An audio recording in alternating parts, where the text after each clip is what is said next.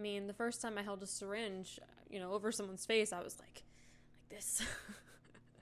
Hello everyone, welcome back to my channel. If we've not met, my name is Alyssa. I'm a board-certified family nurse practitioner currently working in aesthetics. I make videos on healthcare, fitness, lifestyle, and travel, so if any of those sound interesting to you, be sure to follow along and subscribe for more videos. So today I am sharing my first 90 days as an aesthetic nurse practitioner, my experience, and how it's been going so far.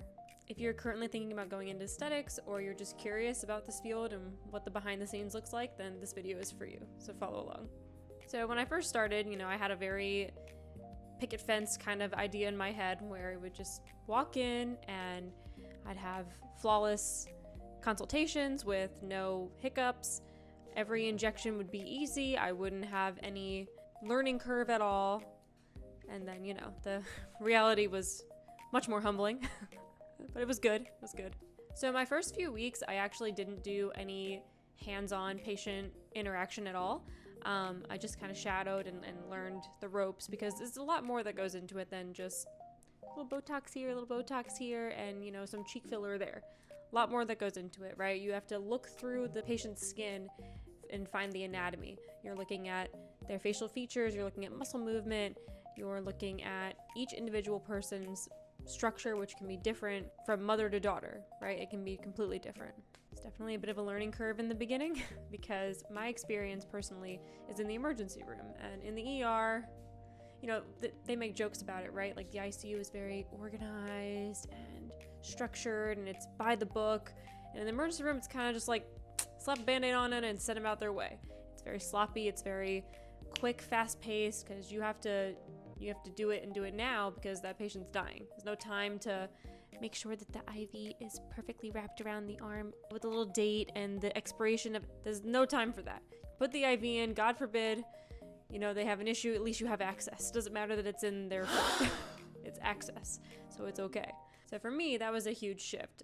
Aside from obviously going from the nurse to provider role, which I have never worked as a provider before. I've done clinicals, so I was kind of used to that kind of headspace and that kind of thinking. But it was still my first NP position, and it was a very different type of medicine than what I had been used to. There's definitely a level of pressure associated with working in aesthetics that I wasn't personally used to because you're working on people's face and it's how they view themselves, it's their confidence level. First thing you look at when you look at somebody is their face, and whether or not we like to admit it, people do judge you on your appearance. So it's something that is very important and I take very seriously as the provider, that I do my best to get it right. And it's also important, patients are kind of like your walking advertisement, your walking billboards. So your work is out there for everyone to see. So you want to make sure that not only are you doing good by the patient, but also for yourself, so that when people ask, oh, this looks different, where did you get it done? And then, they say, oh, Alyssa did it. Feels good. It does. A lot of experienced aesthetic providers will always have that in the back of their mind, that question of like, oh, is this going to look the way that the patient is expecting it to look? Is it going to be good enough for them, for their standards, their expectations? Is it going to be good enough for me? Because, once you do it, there's really not a lot you can do to take it away. So that is always kind of in the back of your head when you're practicing, and it's something that you do, I think, take home with you. You kind of think back and you're like, oh, I hope they're happy with it, because people will tell you in the office, oh, it looks amazing. And most of the time it does. And, there's no issue. Other times they say that and then they go home and you think, oh, I really hope they did like it. So far, everyone's been happy. So that's a win. So managing that kind of pressure and remaining calm and professional is still something I'm working on. It's something that I think takes some time. But I think that the positive reinforcement of people being happy and coming back to me again and again is going to help me kind of build that confidence level, but we're getting there, slowly but surely. One of the biggest things that for me was a bit of a shock is that the actual act of performing injectables and doing other procedures like lasers and yada yada, that's not really the most important thing. I mean, it is very important, but your consultation is your most important thing. You have to go through a whole list of questioning with your patient, the same way you would in normal medicine. When did your symptoms start? How long do they last? What makes it better? What makes it worse? Things like that, but in a different way. These patients come in, you have to be on the same page. What are their expectations? What do they want? Are you guys able to work out a treatment plan that works for them and their structure? Because they might come in and say, oh, they show you a picture of someone else's lips. I want Angelina Jolie's lips. And their face can't support that. And that's okay. You have to kind of explain to the patient why that's not a good choice for them and work a situation out where you can get something that will meet in the middle and make them happy. Very important to be realistic with your patients. And every now and again, you are going to have to tell your patients something they really don't want to hear, which is, I'm sorry, but I don't think that I'm going to be able to accommodate those expectations, and just say no. And it's a hard thing to do. You don't want to do it, but every now and again, you'll be doing a disservice to your patient by providing, for example, like lip filler is one that gets very easily abused. People get hooked and they come in and, you don't want to make someone look like they have a sausage here and a sausage here. It's not a look people usually go for.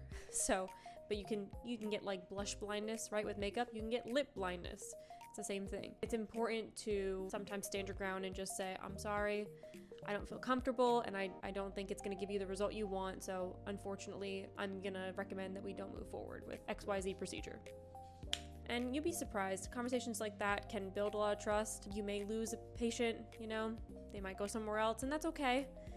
At least you know that you did the right thing as a provider, and, you don't have to worry about them coming back and being very dissatisfied because you did something that you knew deep down you shouldn't have done.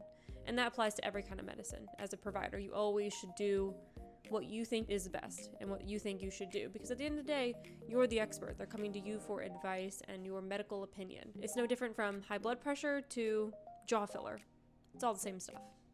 So another thing that's been a bit of a struggle for me is the confidence building. I've talked about this before, but confidence just takes time. It comes with experience. It comes with your exposure. In the beginning, you're going to just kind of run through everything in your head 100 times over. You're going to double check your work, triple check your work, which is good. You should, but it can be a lot. Eventually, that will start to decrease as you get a little more comfortable, especially with the feeling of when you're injecting, for example, if you're doing cheek filler, you got to go periosteal. So you hit the bone with the needle.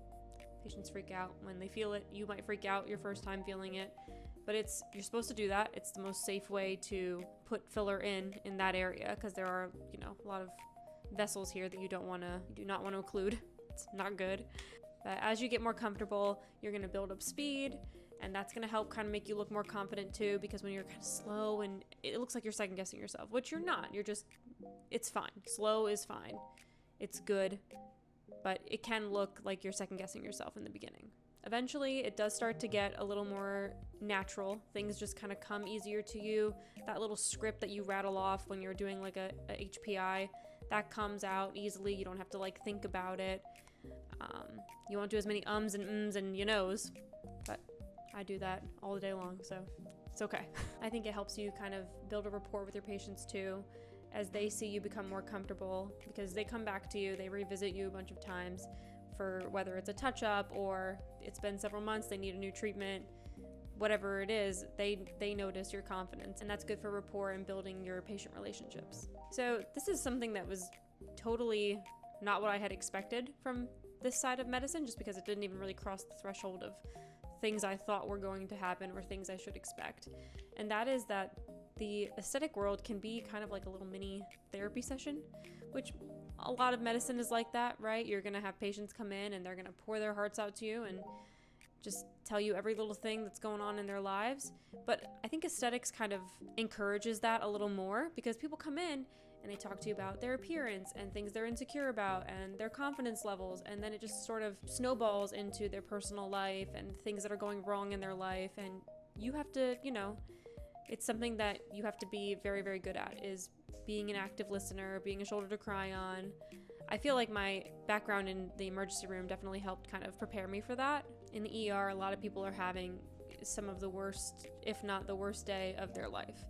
And for you, it's another Tuesday, right? It's another day at work. But it's important that no matter what setting you're in, you listen to your patients, you show empathy, and you try to help them in any way you can. And if that is just listening, because a lot of times that is all the people need, is just to know that someone cares and someone is listening, then you do that for them.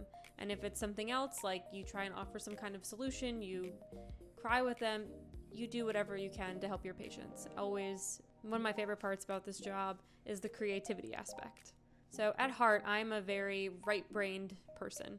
I grew up doing ballet, I was in band, I was in choir, I was in theater. I draw, I paint, I crochet sometimes.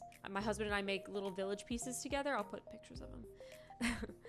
So I love being creative and I love medicine. It's like the two biggest parts of my personality. And this field has allowed me to kind of merge the two. And it's just been really, really rewarding for me and a lot of fun. So some things I wish I would have known before I started. If I had gone back 90 days ago and told myself, I would have said, it's okay. You don't have to know everything right now. You literally just got hired. That's number one. Number two, aesthetic medicine is not something that they teach in schools, right? It's not covered past basic anatomy of your facial structures. It's basically on the job and through training programs. So that's something that I would tell myself, is just kind of give yourself grace with feeling like you don't know anything about this field, because you don't, and that's okay. And then lastly, number three is that being slow is all good. It's safe. It is good to go slow. It may come off to your patients as lack of experience and, second guessing yourself, which probably because it is a little bit, but it's good. It allows you to make sure that you are doing things the right way. You are giving yourself time to do it and lower the chances of something going wrong. Speed comes with experience. It's just like when you're learning to type on a keyboard. When you first start, it's like F, C, D, space bar. When you get older and you get used to it, I can type and I don't even have to look at the keyboard. I just, and it just comes naturally because you build up that experience with it. So it's okay to be slow. So these first 90 days have been both challenging and then also just amazing and very rewarding. I've loved every minute of it. I'm still learning, but I feel much less nervous than when I started and a lot more confident, and that'll of course just continue to get better. And then I think it also has helped me kind of internalize the kind of provider I want to be. Something that I hadn't really focused on too much before, but I'm focusing on more now. So that kind of concludes today's video. If any of you are in aesthetics or are interested in this field, I'd love to hear in the comments your experiences. And then if you have any questions, I'd be more than happy to answer them. As always, don't forget to subscribe and like this video, and I'll see you guys in the next one.